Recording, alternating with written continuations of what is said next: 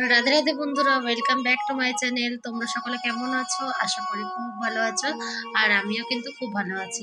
তো আজকে দেখো, সকালবেলা অনেক ভোরবেলা উঠেছিলাম যাতে রান্না করে গোপালকে তারপর দিয়ে কিছু তারপরে পড়াতে যেতে পারি। তো সকাল সকাল দেখো এত তাড়াহুড়ায় ছিলাম যে তোমাদেরকে বাল্যভোগের পরে গোপাল দর্শন করাতেই ভুলে গেছি। আর শৃঙ্গার করার পরেও আমি কিন্তু গোপালের তোমাদের দর্শন করাতে ভুলে গেছি। তো দেখো আজকে কিন্তু পুরো ডাইরেক্ট রান্নায় চলে গেছি। তো আজকে একটু দেরি হয়ে যাচ্ছিল রান্নার, যদি তাড়াতাড়ি না করে তাহলে আমি টিউশন পড়াতে যেতে পারবো না, দেরি হয়ে যাবে। তো আমি কিন্তু সকাল সকাল ঝটপট রান্না করে নিয়েছি। তো কিছুটা রান্না করেছিলাম আর কিছুটা রান্না এসে করেছিলাম, মানে ভাজাভুজিটা করে গেছিলাম আর এসে খালি আমি রসাটা করেছিলাম। শাক আর আলু ভাজাটা করে চলে গেছিলাম আর এসে ফুলকপি আলু দিয়ে সয়াবিনের রসাটা করেছিলাম। তো দেখো সকাল সকাল আমি কিন্তু সব কিছু করে নিলাম, এই বেতো শাক করে নিয়েছি আর আলু ভাজা করে নিয়েছি। এসে দরকার হয় গোপালকে মুড়ি আর আলু ভাজা লাগিয়ে দেবো, আর শাক অন্ন আর ফুলকপি আলু রসা আর আলু ভাজাও অল্প রেখে দেবো দুপুরবেলার জন্য। আর একটু পাঁপড় দরকার হয় ভেজে নেবো যদি টাইম পাই।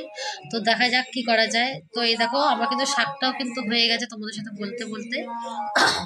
তো তারপরে আবার রান্না বান্না করার পর মনে পড়লো যে আজ গোপালের দর্শন করানো হয়নি। তো এই যে গোপালের দর্শন করে নাও, গোপাল সোনাকে সকালবেলা স্নান অভিষেক করিয়ে একদম রেডি করে দিয়েছি। তো তারপরে কিন্তু আমি চলে গেছিলাম পড়াতে। তো পড়িয়ে এসে কিন্তু আবার তারপরে করলাম আমি সয়াবিন আলুর রসা ফুলকপি দিয়ে। তো সয়াবিন আলুর রসাটা একদম কষা কষা করেছিলাম। আমার ঝোল ঝোল করতে একদম ইচ্ছা হচ্ছিল না, তা আমি একদম একটু মাখা মাখা করলাম যাতে খেতে টেস্টি হয়। আর এখনকার সয়াবিনগুলো আগের দিনও একবার বলেছিলাম যে আগের মতন অতটা ভালো হয় না, তাই জন্য আমি কিন্তু ভালো লাগে না ঝোল করলে একদমই। তাই জন্য আমি একটু কষা কষা করে নিচ্ছি। তোমরা চাইলে ঝোলও করতে পারো যদি তোমাদের খেতে ভালো লাগে। তো আমার কেন জানি না ভালো লাগে না। তো এই দেখো সয়াবিনটাকে আমি ভেজে তুলে নেবো, তুলে নিয়ে তারপরে কিন্তু আমি আবার আর ফুলকপি আর আলুটা কিন্তু আমি আগেই ভেজে নিয়েছিলাম। তো ভাজাটা আমি আবার দেবো। তো সয়াবিনটা সিদ্ধ করতে ভুলে গিয়েছিলাম বলে পরে করলাম। আর আলুটা আর ফুলকপিটা কিন্তু আমি ভেজে গিয়েছিলাম কড়াতে। তো এই দেখো ভাজা ফুলকপি আলুটা দিয়ে দিলাম তেলে, যাতে একটু ভালো করে ভাজাটা হয়। তো এই দেখো ফুলকপি আলু রস করছি। আর তারপরে হয়েছে কি, আজকে আজকে হচ্ছে মঙ্গলবার।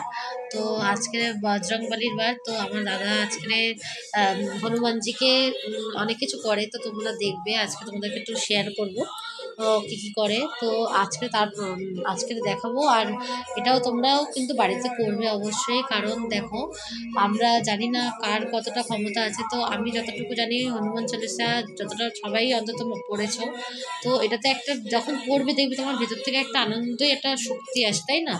তো আমার তো আসে জানি না কেন, একটা মনে খুব জোর এসে যায় যে আমি ভক্তি করবোই করবো, ঠাকুরের জন্যই করবো, এরকম একটা ব্যাপার। তো তোমরাও পড়ে দেখো যে অবশ্যই আমি মনে করি ঠাকুর কৃপা করবে। আর ঠাকুর যে কৃপা ছাড়া তো আমাদের পক্ষে কিছু সম্ভব নয়। তো যেই রাম সেই কৃষ্ণ ভজনিষ্ঠা করি, নামেরও সহিত আছে আপনে শ্রীহরি। তো এখন তুমি যেভাবে যাকে ডাকো না কেন, তো সেইভাবেই তুমি কিন্তু ঠাকুরকে পেতে পারো। তুমি রামকে ডাকলেও সেই কৃষ্ণ, আর কৃষ্ণকে ডাকলেই সেই রাম। তো শ্রীচৈতন্য মহাপ্রভু বলে গেছেন যে কলি যুগে যেন আমরা সংসার ধর্ম করি। তো সংসার ধর্ম করা মানে কিন্তু এইটা নয় যে আমরা সংসারেই ডুবে থাকবো, ভগবানকে ভুলে যাবো। এইটা কিন্তু অনেকেই ভুল করছো তোমরা। অনেকেই কথায় কথায় জ্ঞান দিয়ে দেয় যে চৈতন্য মহাপ্রভু বলেছে সংসার করতে। আরে ভাই, সংসার তো করতে বলেছে, কিন্তু সংসারের থেকে ভগবানকে বুঝতে বলেছে সেটা তো বলছে না। তো এইরকম বেকার কথা তোমরা বলো না যে সংসারে থাকতে হবে, স্বামীর কথা শুনতে হবে। হ্যাঁ অবশ্যই শুনতে হবে, কিন্তু তার জন্য এই নয় যে ভগবানকে ছেড়ে দেবো। হ্যাঁ, যে ভগবানের পথে যেই স্বামী তোমাকে আগে দেয় সেই হচ্ছে পরম স্বামী। আর যে ভগবানের পথকে তোমাকে বিরত রাখতে চায় সে কখনোই পরম স্বামী হতে পারে না। আর আমার মতে এরকম স্বামী কারোরই হয় না যে ভগবানের পথে এগিয়ে দেবে না। কিন্তু দেখো যেমন আমারই স্বামী আমাকে কিন্তু কোনো কিছুতে বাধা দেয় না। তোমরা নিশ্চয়ই ভিডিওগুলো দেখলে বুঝতেই পারো, একটা মেয়ে যখন এতটা সংসারের থেকে বেশি ঠাকুরের প্রতি টাইম দেয় তখন কিন্তু তার স্বামীর অবশ্যই রাগ হওয়া উচিত। কিন্তু আমার স্বামী এরকম নয়, সে বলে হ্যাঁ অবশ্যই সব কিছু করো। আর আমাকে চায়ও আমি এই সব পথেই থাকি, যাতে বাজে কোনো সঙ্গ না করি, সবসময় চাই আমি সৎ পথেই থাকি।